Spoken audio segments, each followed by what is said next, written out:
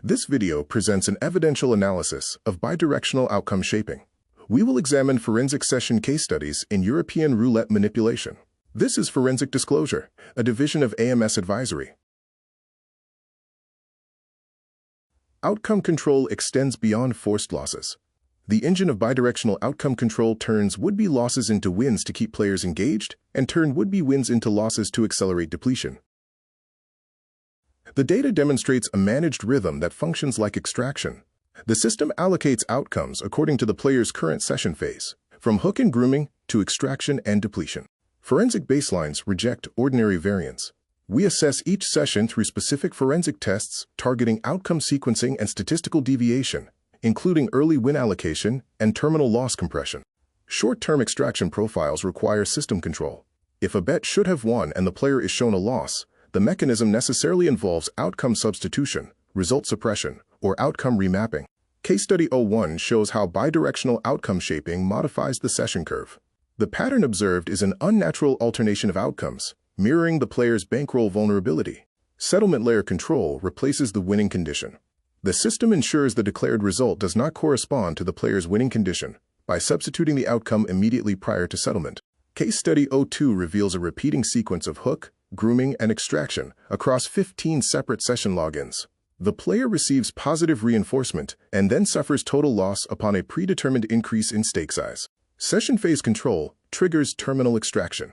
Outcomes are allocated according to the player's session state to build commitment and execute terminal extraction on a predefined schedule.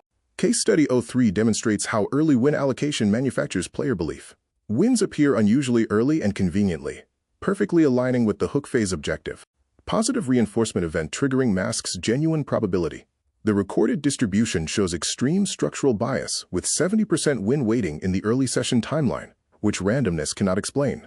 Case Study 04 illustrates how post-loss relief wins arrest bankroll collapse. This artificially prevents the balance from hitting zero, forcing prolonged exposure. Outcome substitution prevents early exit and prolongs exposure.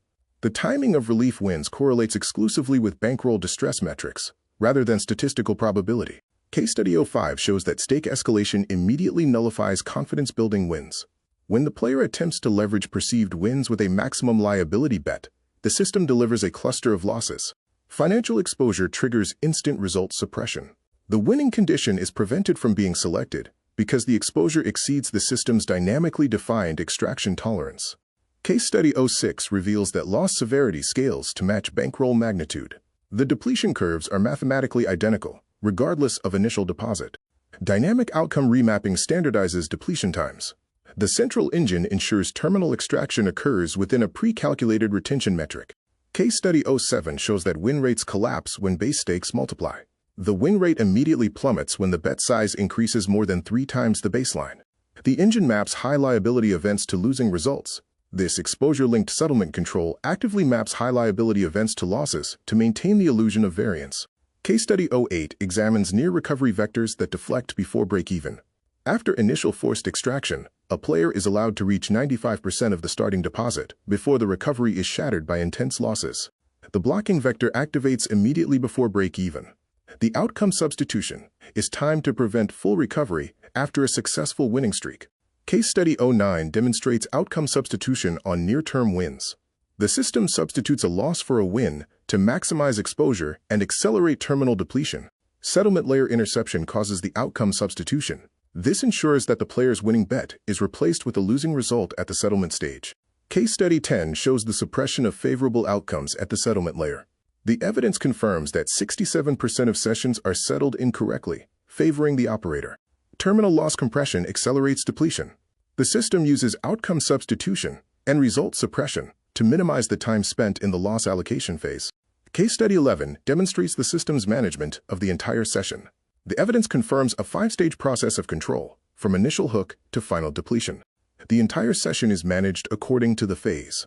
The outcome allocation rate is predetermined to achieve specific results at each stage of the session.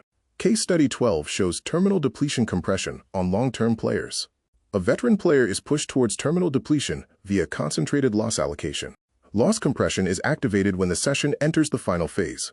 This ensures maximum extraction efficiency before the player exits the game. This concludes the evidential analysis of bidirectional outcome shaping in European roulette. The data strongly indicates manipulation and system control over game outcomes. This video was brought to you by Forensic Disclosure, a division of Amsterdam Corporate Advisory. Thanks for listening. Goodbye.